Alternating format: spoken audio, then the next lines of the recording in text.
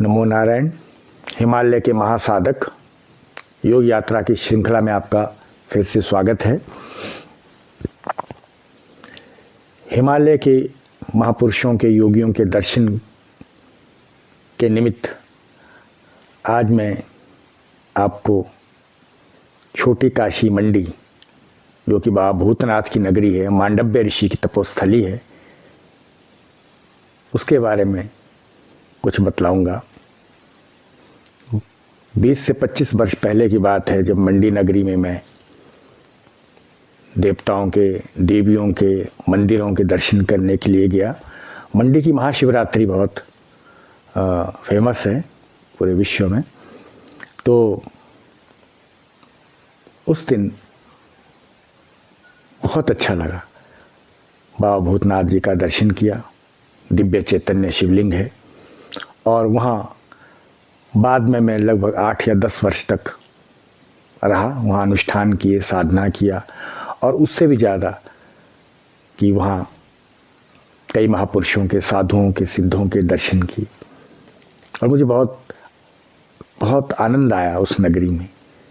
विश्वनाथ की, भूतनाथ की वो नगरी है, उसको छोटी काशी भी बोला जाता है। तो वहाँ मुझे कई सिद्ध महात्मा मिले और उन महात्माओं में बहुत से महात्माओं का जिक्र है, लेकिन समय समय पर आपको उन महात्माओं का भी जो दर्शन सत्संग हुआ है उसका आपको उसके बारे में बतलाएंगे। लेकिन मंडी में एक महात्मा हमें मिले थे, उनका नाम था गोरे बाबा जी। गोरे बाबा जी से हमारा बड़ा प्रेममय संबंध रहा और गोरे बाबा जी का भी सबसे बड़ा प्रेममय भक्तिमय संबंध था। तो सर्वप्रथम आज से 20 वर्ष से भी लगभग पहले गोरे बाबा जी का दर्शन करने के लिए हम उनके कुटिया में गए और मंडी छोटी काशी में उनकी एक पवित्र छोटा सा आश्रम था। तो हम लोग पहली बार तो मैं अकेला गया था, बाद में फिर कुछ हमारे साथ भक्तगण भी दर्शन के लिए गए थे।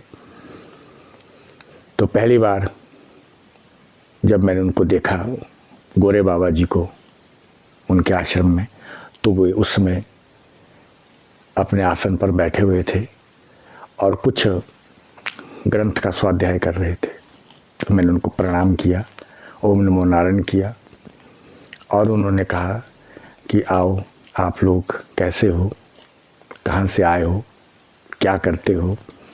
और गोरे बाबा जी की आवाज़ में बड़ी करुणा थी, बड़ी मिठास थी और ऐसा लगा कि एक सौम्य मूर्ति है, शांत मूर्ति महात्मा है।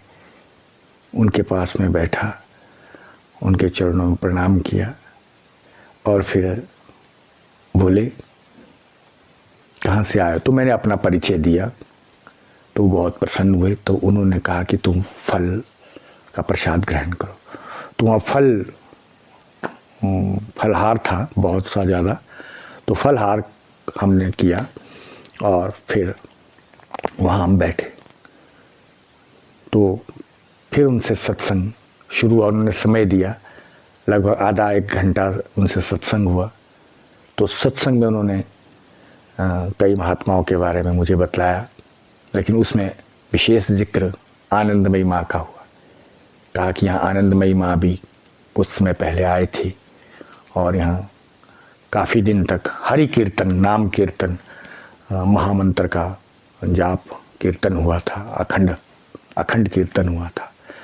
तो माता आनंदमयी माँ के बारे में उन्होंने मुझे जानकारी दी और कालांतर में फिर मैं आनंदमयी माँ के आश्रम में भी गया था और हरिद्वार में भी और नैमिषारण्य में भी। और वहाँ मुझे माँ आनंदमयी माँ की बहुत सी अनुभूति हुई थी, वो कभी अगले अंक में आपको बतलाएंगे। लेकिन माता आनंदमयी माँ से हमारा मिलन नहीं हो सका था। तो इस प्रकार से गोरे बाबा जी के पास फिर हमारा आना जाना शुरू होगा। और बाबा जी ने भी कहा कि आते रहना आप लोगों ने, और अपने जो साथी है, मित्र है, उनको भी साथ में लेते आना। और तुम करते क्या हो? तो मैंने कहा था बाबा जी मैं ज्योतिष का कार्य करता हूँ, पूजा पाठ का कार्य करता हूँ, और थोड़ा बहुत कर्म कांड का कार्य करते हैं ब्राह्मण होने के नाते। उन्होंने कहा ठीक है, बहुत बढ़िया बेटा, करते रहो, आशीर्वाद है, आगे बढ़ते रहो। और अध्यात्म में क्या कर रहे हो? मैंने कहा बाबा जी अध्यात्म में तो कुछ नहीं करते, हाँ थोड़ा सा योग विद्या सीखी है, उसका योग की साधना करते हैं। तो फिर उन्होंने अपने पास बुलाया और कहा उन्होंने कहा कि अच्छा तुम योग करते हो, योग साधना करते हो? मैंने कहा हाँ जी, मैं कुछ समय से योग साधना करता हूँ, और मेरे कुछ मित्र हैं वो भी योग साधना करते हैं। तो उस दिन से उन्होंने मुझे जो है योगी राज कहना प्रारंभ किया। और जब भी कई बार फ़ोन में, अभी लैंडलाइन उस टाइम थी, तो फ़ोन में बात करता था हम बाबा जी से, तो मेरे को कहा कौन? योगी राज? मैंने कहा मैं तो योगी राज नहीं, मैं तो योगियों के चरणों की धूल भी नहीं हूँ। तो वो ऐसे ही एक प्रेम की उपाधि उन्होंने मुझे दे दी, योगी राज, जबकि मैं तो योगी नहीं हूँ, मैं तो एक गृहस्थी, एक आम साधक हूँ, एक खोजी हूँ, एक खोज करता हूँ। तो इस प्रकार से बाबा जी ने मुझे ऐसा कहा, तो वो मुझे थोड़ा अटपटा लगा, क्योंकि सत्य तो कुछ और होता है। तो इस प्रकार से बाबा जी ने मुझे ऐसा कहा, तो वो मुझे थोड़ा अटपटा लगा, क्योंकि सत्य तो कुछ और होता है। तो इस प्रकार बाबा जी ने मुझे बहुत प्रेम किया, प्रेम दिया, चेतना दी। और गोरे बाबा जी को बहुत से ग्रंथों का ज्ञान था, लेकिन गीता का उनको विशेष रूप से उनको याद थी पूरी गीता के श्लोक।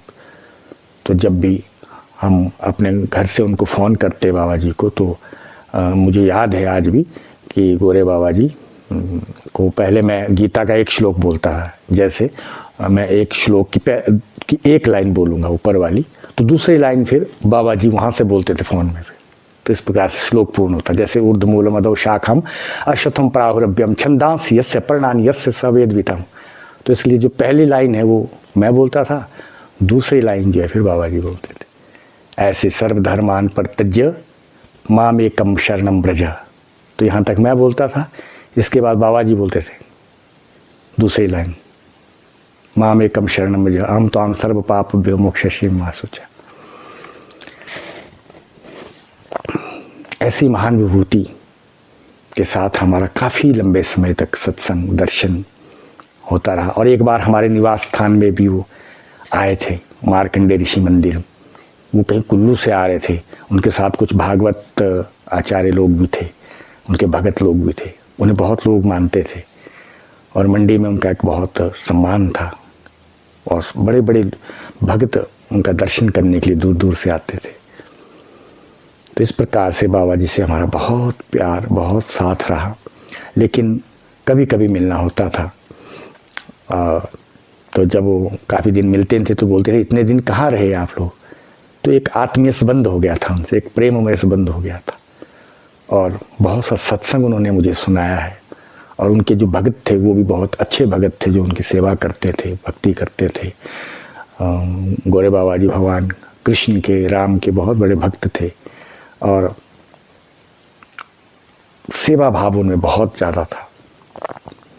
और कभी उनको मैंने मायूस नहीं देखा, उनका चेहरा हमेशा हंसता हुआ रहता था, खिला हुआ चेहरा। एक उसमें एक अट्रैक्शन थी उस चेहरे में, उनकी वाणी में एक मधुरता थी, करुणा थी। वो बहुत शीलवंत महात्मा थे, और परम भक्त भी थे, एक योगी भी थे, ज्ञानी भी थे, वेदांती भी थे। मतलब उनमें सब गुण जो है परिलक्षित होते थे। और मुझे बहुत बढ़िया लगता था कि ऐसे महान महात्मा हमारे नज़दीक है, तो नियर बाई हम लोग उनके पास 2 महीने में, 4 महीने में मिलने, उनके दर्शन के लिए अवश्य जाते थे। लेकिन काफ़ी समय बाद हमें मालूम हुआ कि एक दिन बड़ी दुखद खबर आई कि बाबा जी जो है वो भगवान के चरणों में उनका गौलोकवास हो गया, सागे दमभास हो गया है। तो उस दिन बहुत मन टूटा, बहुत खिंता आई। तो 2 दिन तक मेरे से भोजन भी अच्छे से नहीं हो पाया, क्योंकि वो उनके मतलब कुछ अलग से महात्मा थे, मतलब बहुत ही दिव्य आनंद में। उनको देखने से रोम रोम खिल जाता था, रोम रोम खिल जाता। ऐसे गोरे बाबा जी के महापुरुषों के चरणों में बार बार वंदन। ओम नमो नारायण।